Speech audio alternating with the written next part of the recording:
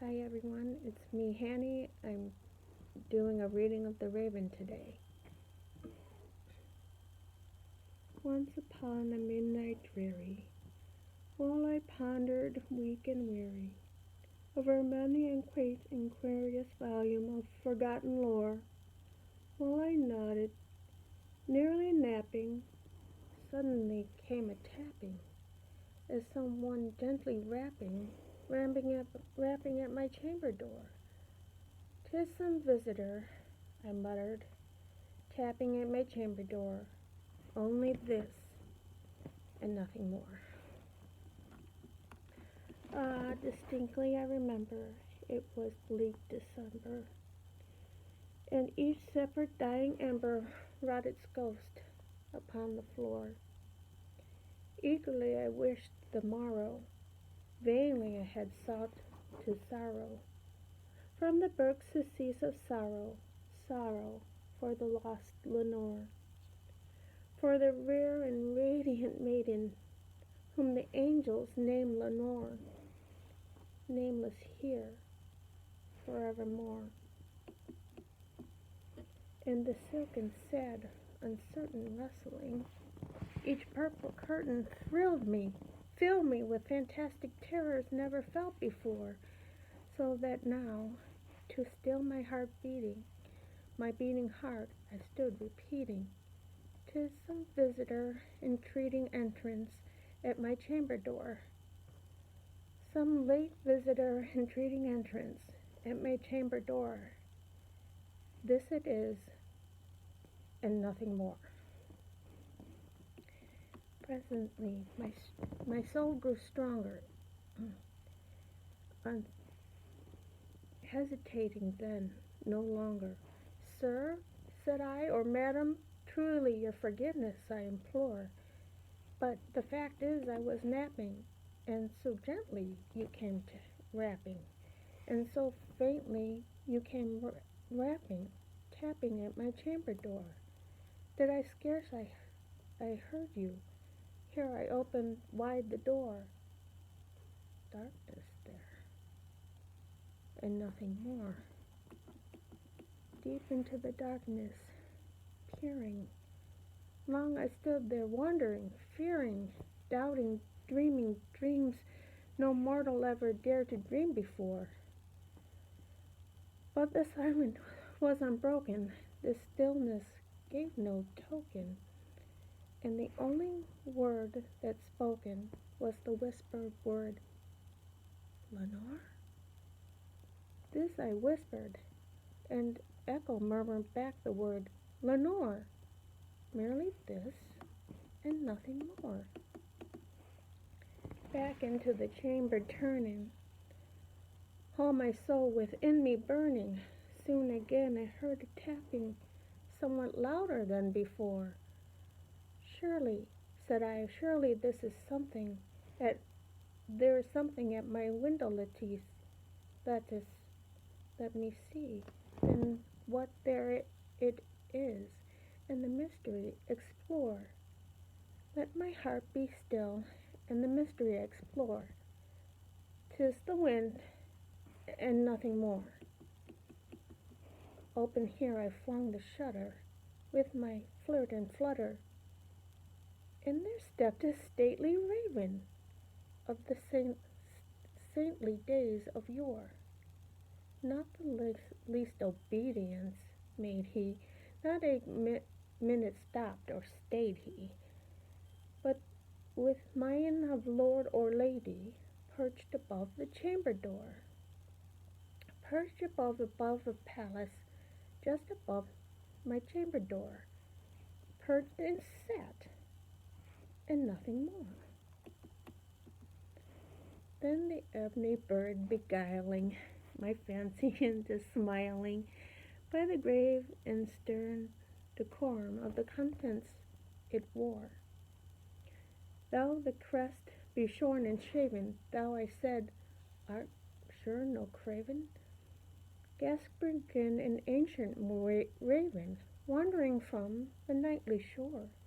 Tell me what thy lordly name is, on the night's Plutonian shore." Quoth the raven, "Nevermore." Much I marveled this ungainly fowl to hear this disclosure so plainly, though its answer little meaning, little relevancy bore. For we cannot help agreeing that no living human being ever yet was blessed with seeing bird above his chamber door, bird or beast upon the sculptured bust upon his chamber door, with his such a name as Nevermore. But the raven, sitting lonely on the plastic bust, spoke only that one word, as if its soul in that one word he did outpour.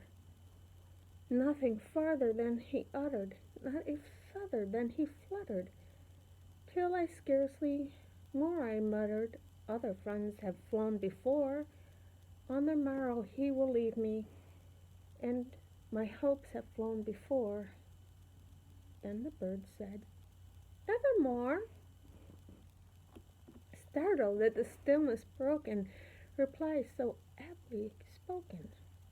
"Doubtless," said I, "whether others is only stock and store, caught from the unhappy master whom merciful disaster followed fast and followed faster, the songs of burden bore, till the dirges of hope and melancholy burden bore of Nevermore."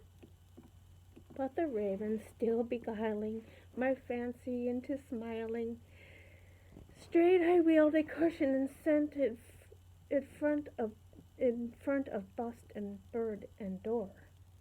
Then upon the velvet sinking, I took myself to linking fancy unto fancy, thinking what this ominous bird of yore, what this grimly, ungainly, ghastly, gaunt, and ominous bird of yore meant by croaking Nevermore.